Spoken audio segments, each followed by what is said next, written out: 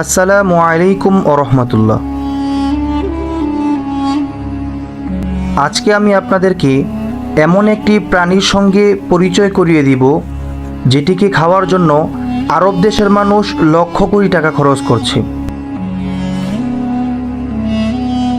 চলুন জেনে নেই সেই প্রাণীটির সম্পর্কে। সান্ডা। হ্যাঁ, আপনি ঠিক শুনেছেন। সান্ডা নামক এই প্রাণীটি খাওয়ার জন্য আরব দেশের মানুষ প্রচুর পরিমাণ অর্থ ব্যয় করছে। তারা মনে করে এই প্রাণীটিকে খাওয়ার কারণে তাদের যৌন শক্তি বৃদ্ধি পাবে এবং বড় বড় রোগ থেকে তারা মুক্তি পাবে। বর্তমানে সোশ্যাল মিডিয়াতে এই সান্ডা নিয়ে চলছে আলোচনা ও সমালোচনা। কেউ কেউ বলছে সান্ডা ধরতে যাচ্ছি কফিলের ছেলের জন্য, কেউ কেউ বলছে কফিলের ছেলে সান্ডা খুব পছন্দ করে তাই তার জন্য সান্ডা ধরে আনলাম।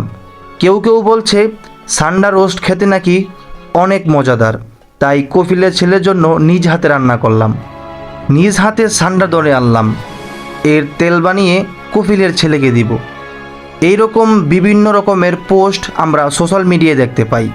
তাই সান্ডা খাওয়া হালাল নাকি হারাম এই বিষয়ে আপনাদের সঙ্গে একটি হাদিস শেয়ার করব ইনশাআল্লাহ। আপনারা ধৈর্য ধরে ভিডিওটা দেখতে থাকেন।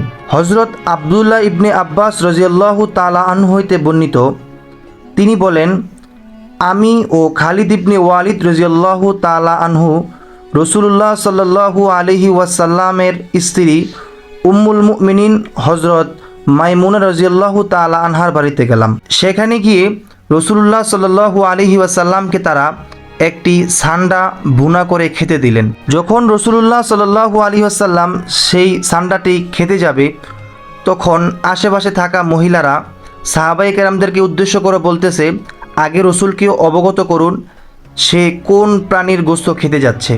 যখন রসুলকে সান্ডা সম্পর্কে জানানো হলো, তখন রসুল সেই খাবার থেকে হাত সরিয়ে নিলেন। সাহাবায়ে কেরাম প্রশ্ন করলো, ইয়া রাসূলুল্লাহ, ইয়া হাবিবাল্লাহ, সান্ডা খাওয়া কি হালাল না হারাম? রাসূলুল্লাহ সাল্লাল্লাহু আলাইহি ওয়াসাল্লাম বললেন, সান্ডা খাওয়া হালাল, তবে যেহেতু আমাদের এখানে এটা খাওয়ার প্রচলন নেই, সেহেতু এই সান্ডা আমার রুচিতে আসে না। অতএব এই হাদিস থেকে বোঝা গেল রাসূলুল্লাহ সাল্লাল্লাহু আলাইহি ওয়াসাল্লাম সান্ডাকে সরাসরি হারাম বলেননি, তবে রাসূলুল্লাহ সাল্লাল্লাহু আলাইহি ওয়াসাল্লাম সান্ডাকে অপছন্দ করতেন। আসুন রাসূলুল্লাহ সাল্লাল্লাহু আলাইহি ওয়াসাল্লামের মতো রুচির মানকে উন্নত করে সান্ডা খাওয়া থেকে আমরা প্রত্যেকে বিরত থাকব। আল্লাহ রব্বুল আলামিন আমাদের প্রত্যেককে বুঝে আমল করার মতো তৌফিক দান করুক।